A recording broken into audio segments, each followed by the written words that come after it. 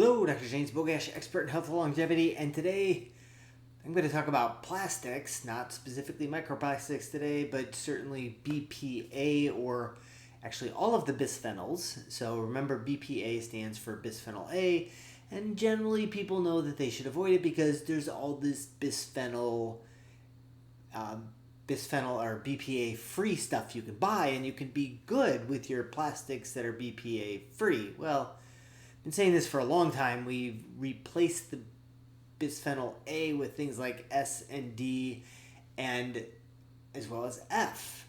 So we all pat ourselves in the back. We're happy. We think we've done wonderful things, and we really haven't. So we're going to talk about yet another study linking plastics, and in this particular case, the gut and the heart damage. But before we do that, make sure you like this video, share it with somebody you think needs the information, and subscribe to the channel. So, BPA-free, like, we're just a couple extra letters. It's not any better. If you drop the re, we now have BPF. So bisphenol F is yet another plastics that's used in things like the inside of soda cans and a variety of their manufacturing type instances. And we should just avoid plastics as much as possible, certainly in our food and drinking water. So, and not just for us, but for the environment itself. So if you're drinking bottled water, to a certain degree, you're harming me as well. So I would very much appreciate it if you would just throw the damn plastic water bottles out. I was in Costco today, and the amount of people leaving with these, multiple 24 packs of bottled water just floors me.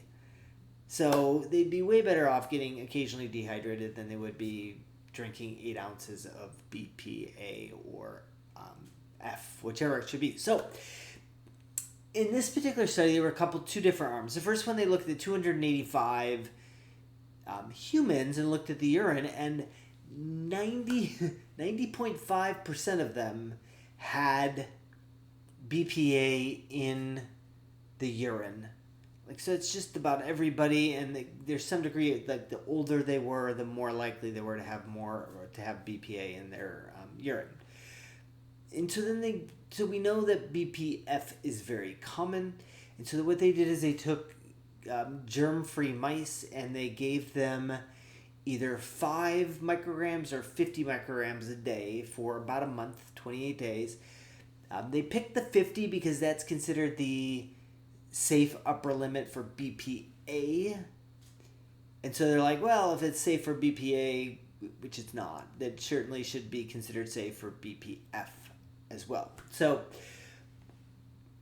what they found was a little disturbing in that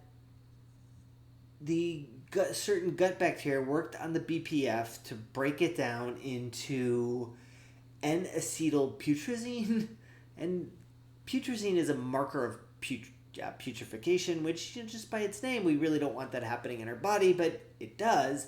And these BPF in the plastics actually supports that. So that starts to create gut inflammation, and then it went on to cause certain aspects of heart damage in these mice. Like, I don't know what else we need. I mean, sure enough, cardiovascular disease is problematic enough without throwing microplastics at it and making every situation potentially worse. So another little added tidbit is that Akkermansia, which actually Akkermansia muciniphila they found that when that was present, it actually prevented this from happening, which was a good thing. And Akkermansia certainly, when you talk about gut bacteria, it's a very complex topic, but one of the consistent things we see is, first of all, diversity, but also the fact that Akkermansia is generally considered a favorable bacteria, and in this case, the presence of Akkermansia actually lowered the production of this putrefaction product, which is obviously a good thing.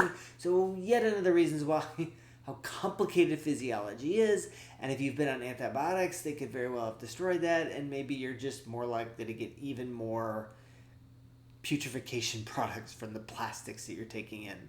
So As always, I'll post a link to this particular study in the description. Make sure you like this video, share it with somebody you think needs the information, and subscribe to the channel.